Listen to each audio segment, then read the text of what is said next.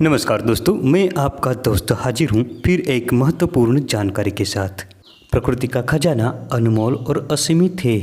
इसमें अनेक प्रकार की चमत्कारिक और दिव्य गुणों वाली जड़ी बूटियाँ होती है। दोस्तों, प्रकृति के अनमोल खजाने की खोज को आगे बढ़ाते हुए आज हम एक ज़बरदस्त जड़ी बूटी के बारे में आपको बताएंगे जिसका नाम है द्रोण पुष्पी।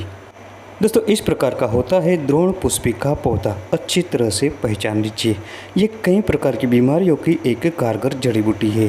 द्रोण पुष्पी का पौधा लगभग सारे भारतवर्ष में बारिश के मौसम में उत्पन्न होता है। ये खेतों में खरपतवार के रूप में होता है और सड़क के किनारों पर भी आपको देखने को मिल जाता है। ये पौधा रेतीली जमीन में ज़्यादातर उत्पन्न होता है। ये बहुवर्षायु होता है, जहाँ पानी मिल रहा हो ऐसे स्थान पर ये पूरे वर्ष भर रहता है। दोस्तों, अगर आपको इस प्रकार की पेड़ पौधों की जानकारी में इंटरेस्ट है तो अभी हमारे चैनल को सब्सक्राइब करें, साथ में बेल घंटा दबाएं और ऑल नोटिफिकेशन पर क्लिक करें, क्योंकि इस प्रकार की वीडियो हमारे चैनल पर आती ही रहती है। ये पौधा औषधीय गुणों से भरपूर होता है। इसकी गांठों पर सफ़ेद फूलों के गुच्छे लगते हैं। ये पौधा ज़्यादातर 1 से 3 फीट तक ऊंचा होता है और इसकी टहनी रोम युक्त होती है। इसका स्वाद बहुत कड़वा होता है। दोस्तों, इस द्रोण पुष्पी की कई सारी प्रजातियां पाई जाती है। इसका संस्कृत नाम है द्रोण पुष्पी, गुमा, फूलेगुच्छा और पालिंदी। हिंदी में गोया, मोरापाती और दुर्पी संघ से जानते हैं। गुजराती में कुबो कहते हैं और राजस्थान में उड़ापत्ता और निडालू कुबी तथा पंजाबी में सतरा कहते हैं। इसका मराठी नाम तुम्बा और बंगाली में गलगसे कहते हैं। इसका अंग्रेजी नाम थम्बे और लैटिन नाम ल्यूकस सिपिलोटस है।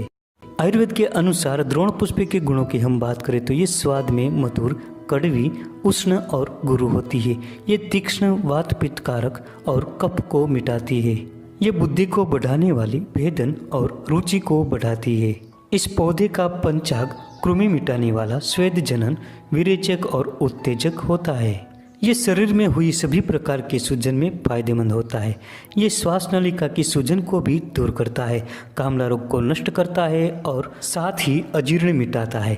पक्षघात, जीर्ण ज्वर और त्वचा रोगों में भी अधिक फायदेमंद है। दोस्तों, अगर आपको सिर दर्द की समस्या होती है तो इसके ताजे पत्रों का रस निकालें और माथे पर लगाएं। इससे शीघ्र ही सिर का दर्द मिटता है। इसके अलावा इसके ताजे पत्तों का रस निकालकर 2 से 3 बूंदों का नश्य लेने से भी सिर दर्द मिटता है। द्रोण पुष्पी पेट के रोगों में भी अधिक फायदेमंद होती है। इसके पत्रों का साग बनाकर सेवन करने से पेट का अजीर्ण दूर होता है। अगर किसी को कामला रोग हो गया हो तो इस गुमा के ताजे पत्तों का रस निकालें और इसका नश्य लें तथा आंखों में अंजन करें। इसके साथ ही इसके 5 मिली रस के साथ थोड़ा सा शहद मिलाकर पिए। इससे कामला रोग में अधिक फायदा होगा। दोस्तों, इसका दूसरा एक प्रयोग है कि इसके 10 मिली ताजे पत्तों के रस के साथ 7 दाने काली मिर्च का चूर्ण मिलाएं और सेंधा नमक मिलाकर दिन में 3 बार सेवन करें। इससे कामला रोग सहित पांडु रोग भी नष्ट होता है। इस जड़ी बूटी का आप डायबिटीज में भी उपयोग कर सकते हैं। इसके लिए इस द्रोण पुष्पी के ताजे पत्तों का रस लगभग 10 मिली की मात्रा में लेकर साथ में 500 मिलीग्राम काली मिर्च का चूर्ण डालकर रोजाना सुबह पिए। इससे डायबिटीज कंट्रोल में हो जाता है। इसे सुखाकर भी आप उपयोग में ले सकते हैं। इसके लिए इसके 10 ग्राम पत्तों के सूखे चूर्ण के साथ में 500 मिलीग्राम काली मिर्च का चूर्ण मिलाकर आधा लीटर पानी में उबालें और ये जब 1/4 शेष रह जाए तब ठंडा होने के बाद छानकर पिए। आप इसका उपयोग ज्वर में भी कर सकते हैं। इसके लिए द्रोण पुष्पी के पंचांग के साथ सौंठ, गिलोय, चिरायता और पित्त पापड़ा इन सबको समान मात्रा में मिलाकर क्वाथ बना लें। अब इस क्वाथ को 10 से 20 मिली की मात्रा में 2 से 3 दिनों तक पीने से विषम ज्वर नष्ट हो जाता है। दोस्तों, जब शरीर में वात बढ़ जाता है तो कई प्रकार के वात विकार उत्पन्न होते हैं।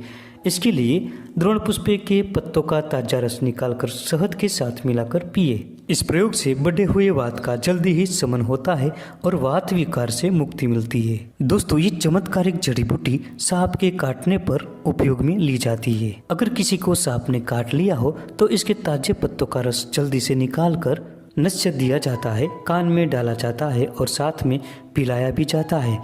इससे मरीज की बेहोशी दूर होती है और जल्दी से होश आ जाता है।